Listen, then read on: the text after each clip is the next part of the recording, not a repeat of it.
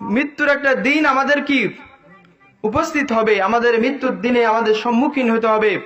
কিন্তু কোন সময়, কখন, কার সেই সময়টা আসবে এটা আমরা কেউ কি জানি না।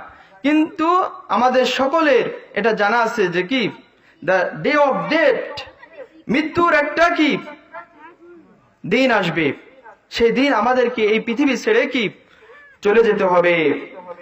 সুতরাং আমাদের সেই প্রস্তুতি নিতে হবে। কি বলেন, ঠিক কিনা? আমরা কি খালি খালি যেতে পারবো? খালি হাতে? খালি হাতেই যেতে হবে, কিন্তু নিয়ে যেতে হবে কি আমল। আমল আমাদের সাথে থাকবে। তো সুতরাং আল্লাহ পাক ওই মৃত্যু সম্পর্কে বলতেছেন যে মৃত্যু তোমাদের আসবেই, সুতরাং ওই মৃত্যুকে বেশি কি ভয় করো। কি বলেন?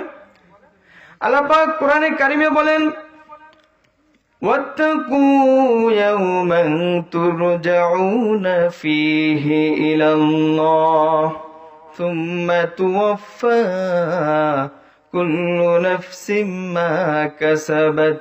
আল্লাহ রাব্বুল আলামিন বলেন, وَاتَّقُوا يَوْمًا تُرْجَعُونَ فِيهِ إِلَى اللَّهِ, ভয় করো সেই দিনটাকে যেদিন তোমাদেরকে আল্লাহর দিকে ফিরাই নেওয়া হবে।